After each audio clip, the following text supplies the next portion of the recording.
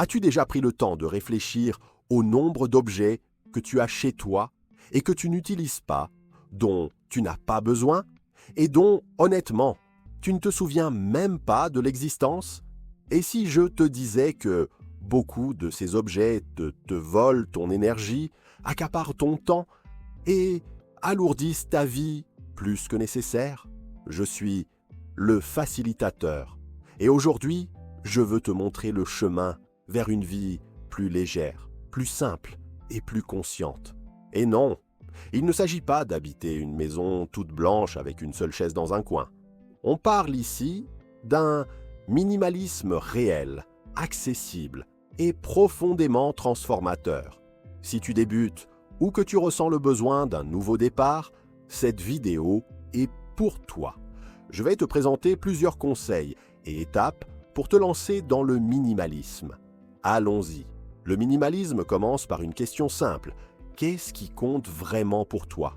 Mais la réponse peut être bien plus complexe qu'elle n'en a l'air. Nous vivons entourés de messages qui nous disent qu'il nous faut toujours plus de vêtements, plus d'objets, plus de meubles, plus de technologie, plus de tout. Le résultat? Une maison encombrée, un esprit surchargé et une vie désorganisée. Le minimalisme, c'est l'inverse. C'est choisir de vivre avec moins, mais avec plus de sens. C'est éliminer le superflu pour faire de la place à l'essentiel. Mais, avant de vider les tiroirs, la première transformation doit avoir lieu dans ton esprit. C'est exact. Le vrai minimalisme commence par un changement de perspective. Au lieu de te demander « Est-ce que je peux vivre sans ça ?», demande-toi plutôt « Est-ce que cela améliore ma vie d'une quelconque manière ?» Ce sont des questions simples, mais elles changent tout. Tu n'as pas besoin de te débarrasser de tout. Tu dois seulement te séparer de ce qui te ralentit, t'enchaîne ou te déconnecte de ce qui est vraiment important. Et pour ceux qui pensent que le minimalisme est un but à atteindre, voici une vérité essentielle. Le minimalisme est un processus. Il n'y a pas de ligne d'arrivée. On ne se réveille pas un matin en étant devenu minimaliste du jour au lendemain. C'est une construction quotidienne, faite de choix conscients, de petits changements et surtout de beaucoup de réflexion. Alors ne te blâme pas si tu n'arrives pas à tout lâcher d'un coup. Ce n'est pas une course, c'est une démarche intentionnelle. Tu veux savoir par où commencer? Commence petit, tout simplement. Choisis une pièce, une catégorie d'objets ou même un tiroir. Ça peut être ton tiroir à chaussettes, l'étagère à mugs ou cette armoire que tu évites toujours d'ouvrir. Prends chaque objet et demande-toi, est-ce que ça a encore du sens pour moi? Est-ce que je l'utilise souvent? Est-ce que j'aime vraiment cet objet? Si la réponse est non, c'est peut-être le moment de lui dire au revoir. Et tu n'as pas besoin de tout jeter immédiatement. Tu peux créer 3 groupes, ce que tu gardes, ce que tu donnes ou jettes, et ce pourquoi tu hésites encore. Rien que de prendre conscience de tout ça, c'est déjà un grand pas. Et quand on parle de se détacher, il ne s'agit pas seulement de se débarrasser. Il s'agit de faire des choix responsables. Donne ce qui peut encore servir à quelqu'un. Vends ce qui est en bon état, mais dont tu n'as plus besoin. Recycle ce qui ne sert plus à rien. Le plus important ici, c'est de comprendre que le détachement n'est pas une perte. C'est une libération. Chaque objet qui sort de chez toi crée de l'espace pour plus de calme, plus de concentration, plus de clarté.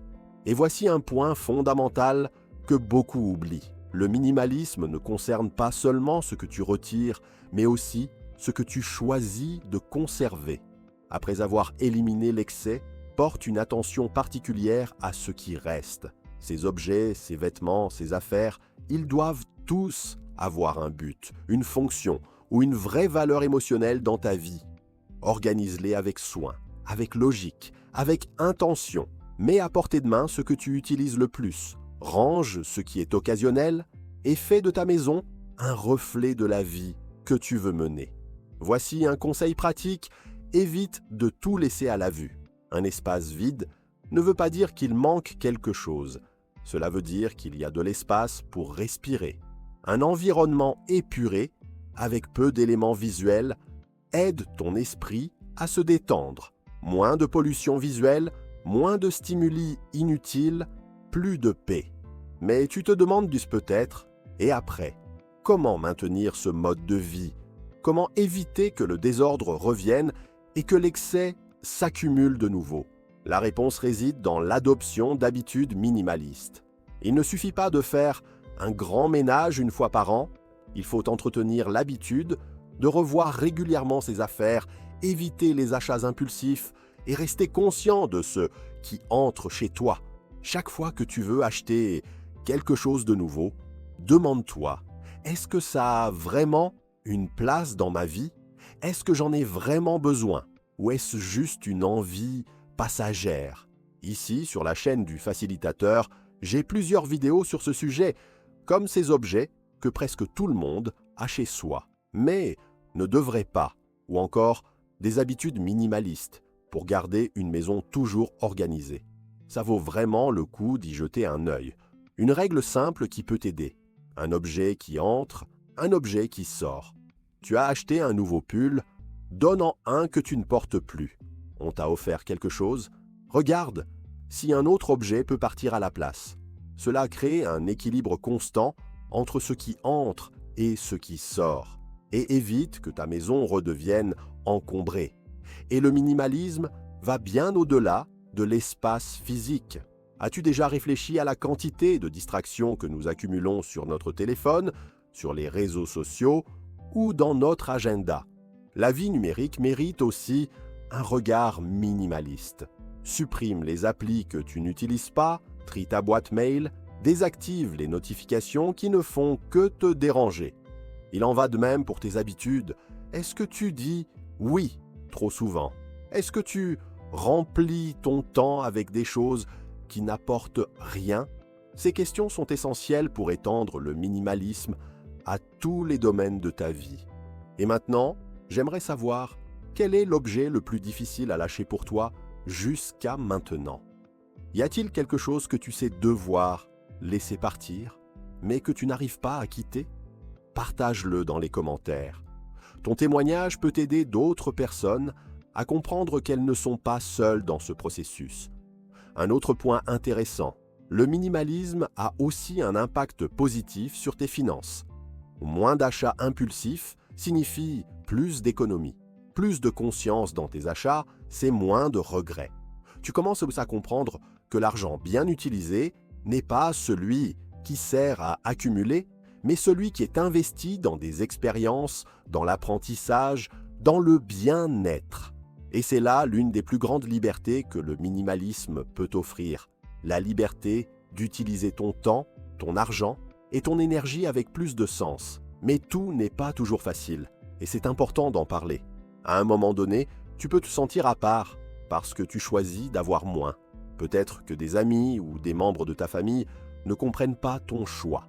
Peut-être que toi-même tu doutes.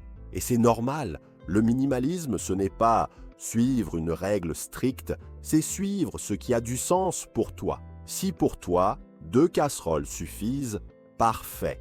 Si tu en as besoin de 7 et que tu les utilises toutes, c'est très bien aussi. Le minimalisme, c'est l'intention, pas la privation. As-tu déjà dû faire face à quelqu'un qui critiquait ton envie de vivre plus simplement? Comment as-tu réagi? Dis-le-moi dans les commentaires. J'adorerais savoir comment tu gères ce genre de situation. À mes débuts, beaucoup me disaient que j'allais rater ma vie, que l'argent était fait pour être dépensé. Mais je t'avoue que je suis bien plus heureux aujourd'hui qu'à l'époque où ma vie était désordonnée et consumériste. Au final, le minimalisme est une invitation à porter un regard plus attentif sur ta vie, à faire des choix plus conscients, à construire un environnement qui reflète vraiment qui tu es. Ce n'est pas se débarrasser de tout, mais ne garder que ce qui te sert, t'inspire et te représente. C'est créer de l'espace physique, mental et émotionnel pour vivre avec plus de légèreté, de clarté et d'authenticité. Si tu es arrivé jusqu'ici, bravo. Cela montre déjà que tu es engagé dans un véritable changement. Et n'oublie pas, chaque petit pas compte. Chaque objet donné, chaque achat évité, chaque choix intentionnel te rapproche d'une vie plus simple et plus pleine de sens. Continue sur ce chemin. Tu n'as pas besoin de plus. Tu as seulement besoin de ce qui a du sens pour toi. Si cette vidéo t'a aidé d'une quelconque manière, laisse un like, abonne-toi à la chaîne, partage-la avec quelqu'un qui cherche plus de légèreté dans sa vie. Un grand merci et à très bientôt.